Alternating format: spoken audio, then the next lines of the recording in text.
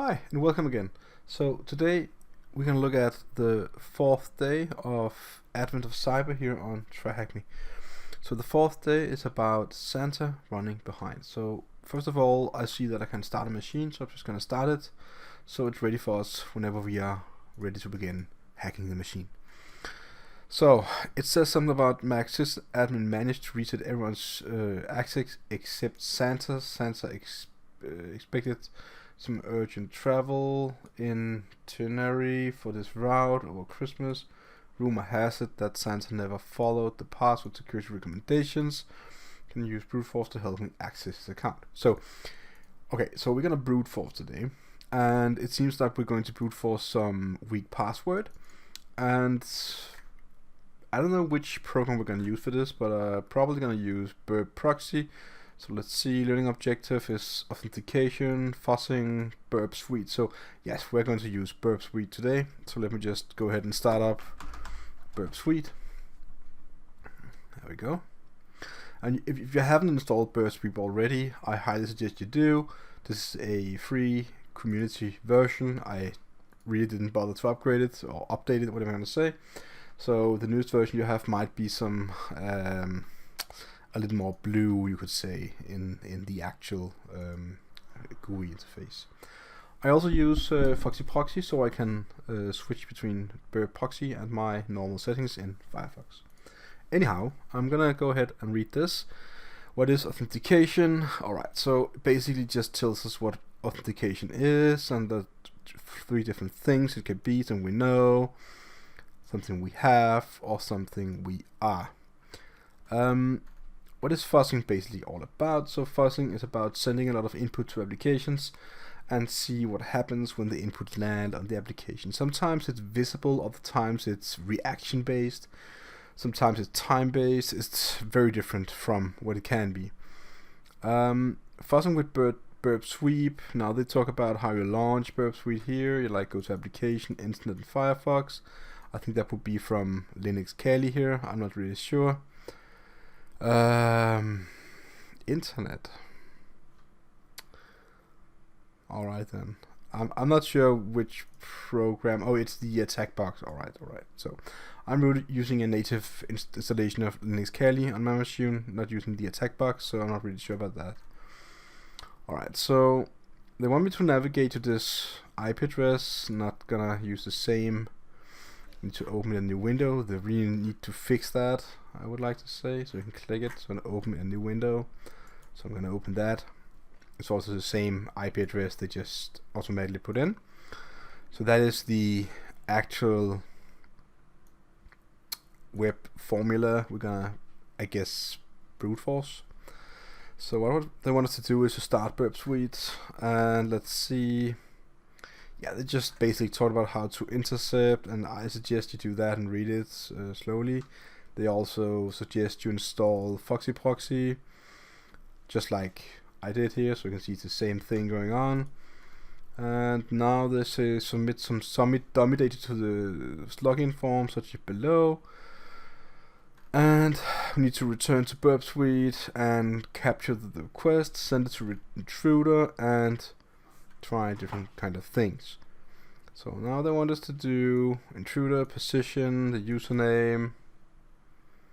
Let's see, add the value of the username parameter.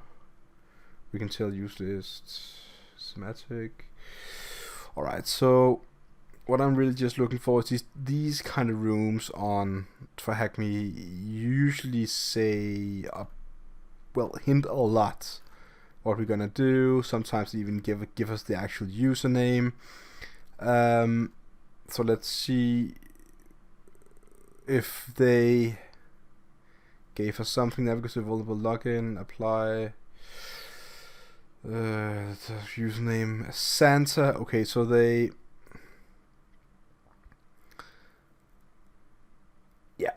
gave us the username here and something about rooms, a path, which is alright. So we can use this password list here to brute force our way in, and we're gonna use this username as Santa. So access the login form, no answer needed. Configure Burp proxy, no answer needed.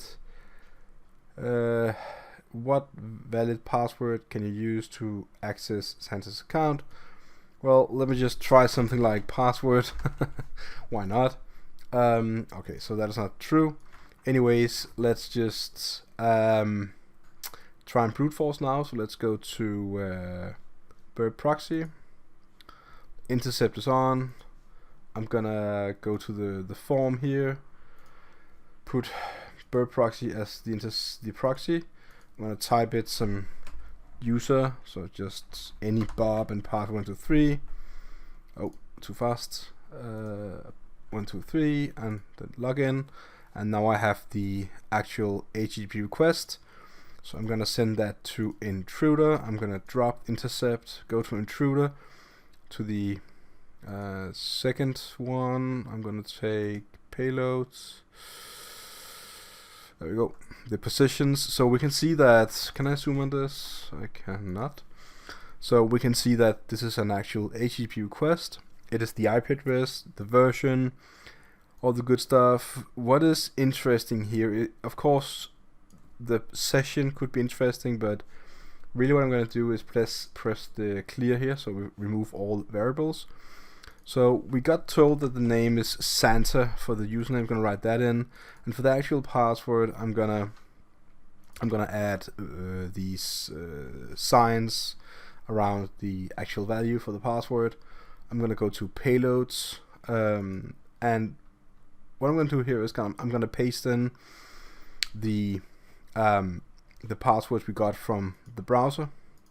These one here. I'm not sure if we can directly just paste them in. Let me just try and add something.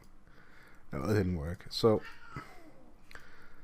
what we could do is take this URL, go to a terminal, make sure that I'm in my desktop, and just get the file, download it. So now we have the file as passwords.txt, which is the same file as this one here. We have all our passwords.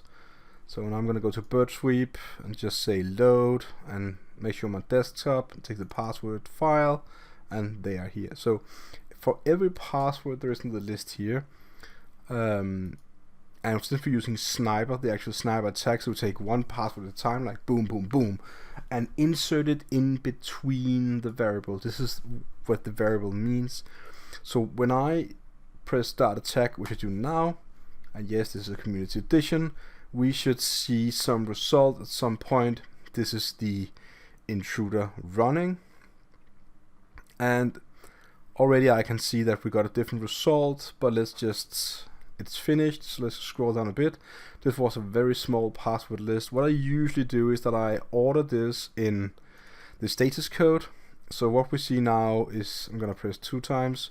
The very first one have a 302, and the length is also different, and the payload was the word cookie. So this tells me that if I go to the web page and I do something like, let's say Santa, and write cookie and press login, I should actually log into the web page, and I see a flag here. I'm pretty sure that this flag is for the actual answer right there for the Santa's itinerary.